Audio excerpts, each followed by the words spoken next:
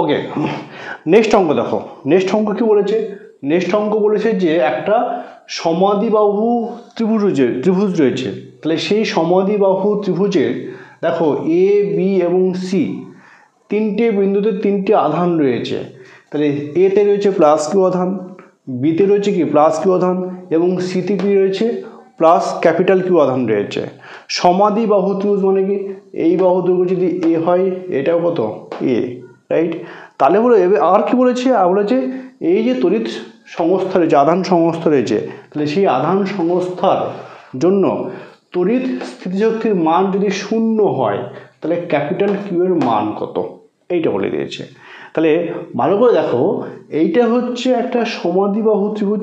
তাহলে সমাদ্বিবাহু ত্রিভুজের যদি এটা এ হয়, এটা এ হয়, তাহলে এটা কত হবে, ওইটা কত হবে, এটা দেখো পিথাগোরাসের